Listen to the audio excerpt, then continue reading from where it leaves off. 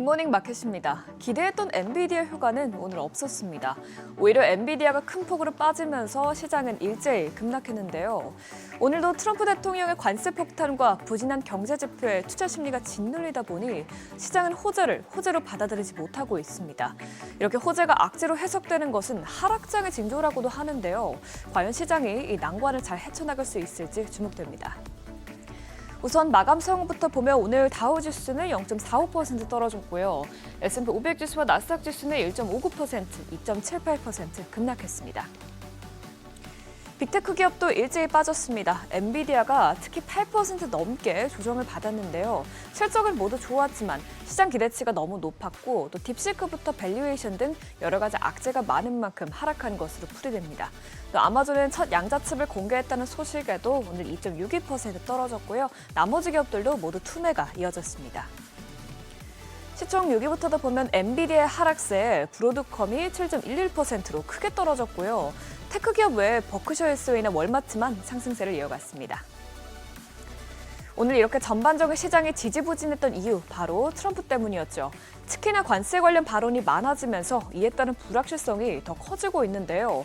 어제 트럼프 대통령은 멕시코와 캐나다에 대해서 관세를 4월 2일로 연장할 것처럼 발언을 내놨었는데 오늘은 다시 캐나다와 멕시코에 25% 관세를 3월 4일부터 집행할 것이라고 거듭 강조했습니다. 또 이외에도 중국에 추가로 10% 관세를 부과한다고 밝히면서 더욱더 시장에 부담을 줬습니다.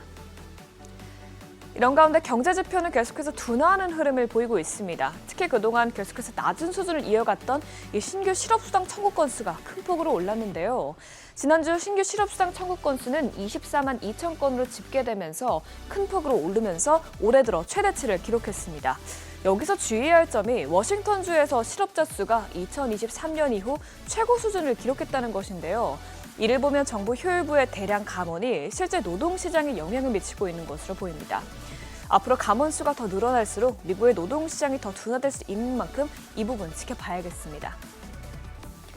지난 분기 미국의 성장세는 그래도 견조한 것으로 나왔습니다. 4분기 GDP 증가율 잠정치는 2.3%로 이전 분기 성장률보다는 낮아졌지만 여전히 잠재 성장률을 웃돌고 있습니다. 역시나 개인 소비 지출이 4.2%로 크게 오르면서 미국 경제를 부양한 것으로 보이죠. 다만 어디까지나 이는 연말 홀리데이 시즌이 포함된 수치까지라는 점은 염두에 둬야 하고요. 그리고 인플레이션이 또 올랐는데 근원 PCE 지수가 2.7% 오르면서 지난 속보치였던 2.5%를 상회했습니다.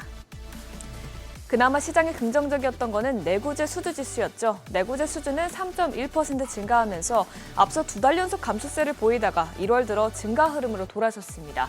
또 기업의 투자 지표로 여겨지는 항공기를 제외한 비국방 자본재 수주는 전월 대비 0.8% 증가하면서 지난달보다 크게 늘었습니다. 국채 수익률은 그동안 너무 많이 빠졌던 만큼 오늘은 장기물 금리가 소폭 상승하긴 했습니다. 다만 10년물 금리가 4.26%에서 거래되면서 3개월 만기 금리보다 낮은 수준에서 거래되는데요. 이렇게 장단기 채권 금리 역전 현상은 경기 침체 신호로 여겨지기 때문에 주의할 필요가 있겠습니다. 오늘 국제유가는 큰 폭으로 상승했습니다. 트럼프 대통령이 베네수엘라에서 셰브론의 사업 허가를 취소한다는 소식에 원유 공급이 부족해질 것이라는 전망이 유가를 끌어올렸는데요. WTI는 2.52% 오르면서 다시 $70까지 올랐고요. 브렌트유도 오늘 2% 넘게 상승했습니다. 굿모닝 마켓이었습니다.